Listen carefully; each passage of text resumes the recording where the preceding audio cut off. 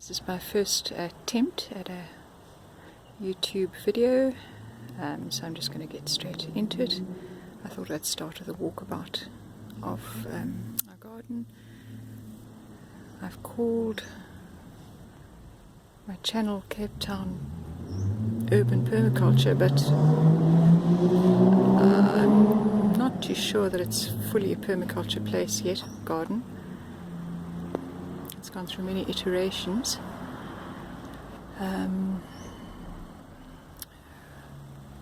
last two being that it basically just died during our 3-year drought, which took Cape Town down to almost zero water in 2018.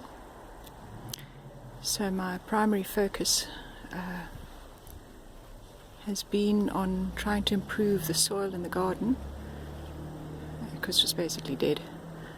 And then I got really interested in bees. I've got a hive, and I started planting up the garden purely for the bees. Then COVID hit, and I suppose I thought I'd jump on the whole gardening vegetable bandwagon.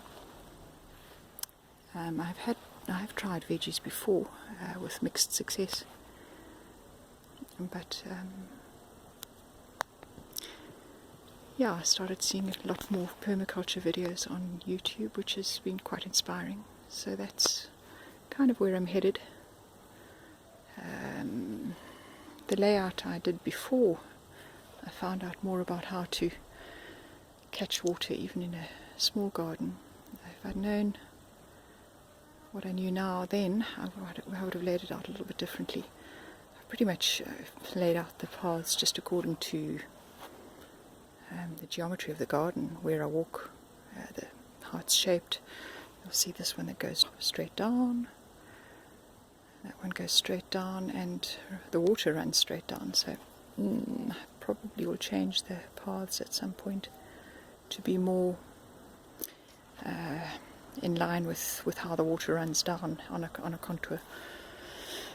I haven't really talked about what's in the garden so much, so let me do that. Right, over here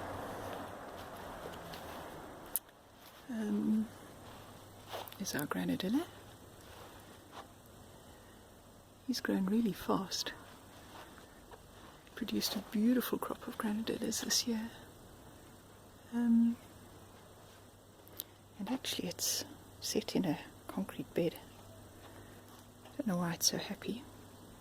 North facing, maybe that's why. I haven't really given it any special food. It's actually produced 2 crops of granadillas. Here's some lemon balm, Dusty Miller. I just put that there because it's a really hot spot. Lavenders for the bees. Quite an interesting plant. The feverfew just popped up of its own accord. I think it was sitting dormant in the soil for many years because I haven't seen it for a long time. It just came up the moment it started raining, the moment the soil started improving. Naartjie tree, he's a little bit of a problem tree. I don't know why. I'm trying to mulch it a lot. I've been giving it nitrogen fertilizer, although now kind of heading away even from organic fertilizer, because I feel that I should just improve the soil. Maybe give it a bit of iron or something like that. People seem to think that that works. What is there here? There's some thyme. It's a Mediterranean climate here, so thyme, sage, basil, lavender work very well. A lot of nasturtium. I actually have a little, this is a pomegranate tree, it's losing its leaves for winter. Here is a little blood orange tree. He's being engulfed by the nasturtiums. I'll take you a little bit closer. He lost its leader, and I clipped him in because I was a bit sad. I don't like just taking plants out. You can see it lost its leader here, but it's grown some nice side shoots. So I'm hoping it will revive. There used to be an old orange tree over there.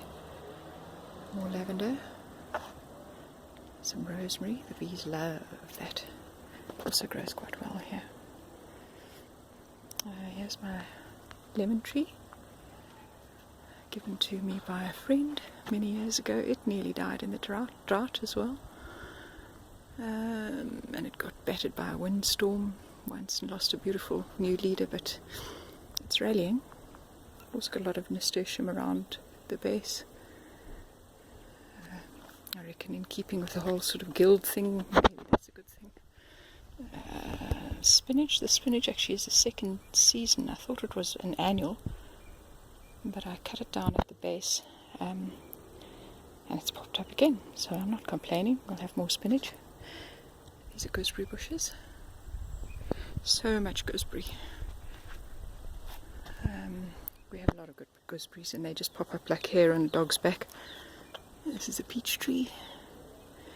First season, I actually planted a lot of trees in a ring. As you'll see, the garden is a little bit of a ring going around. I just thought it would look pretty.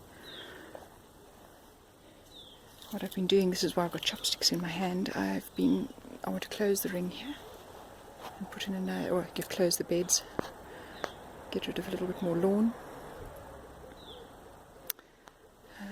Yeah, this is a huge gooseberry bush here. You'll see it's just taken over like a triffid.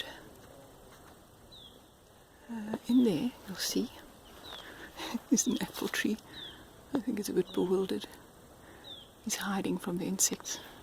Don't know if it's a good thing to have it so engulfed with plants, but we'll see how it does. Here's my compost heap.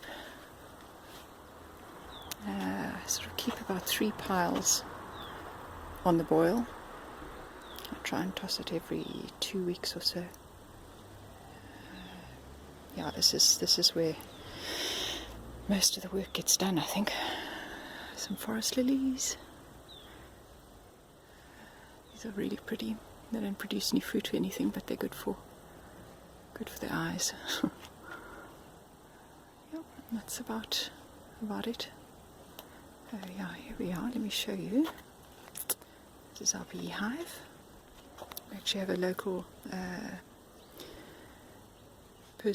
beekeeper who comes and looks after the hive, so I can't claim to be an expert, but I just provide board and lodging for them. And that's why, I've planted the garden up with as many bee-friendly plants as possible. You see there's some borage down there that's going to grow up in the spring. They love borage. And a lot of fennel in the bed here. So this is really geared for bees, this bed in particular. I've got some comfrey at the back, which I'm hoping to use to put on the compost or just chop and drop.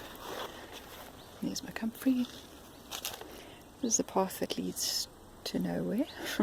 The beehive used to be there. Trying to figure out what to do there. And another little apple tree. He's still very small and not too happy yet. Gets chomped a lot. But I'm hoping he'll revive in spring, see what happens. And that's about it for now. Thank you very much. Thank you for watching. If you're watching, I'll have to tell a few friends about this. Thanks. Bye.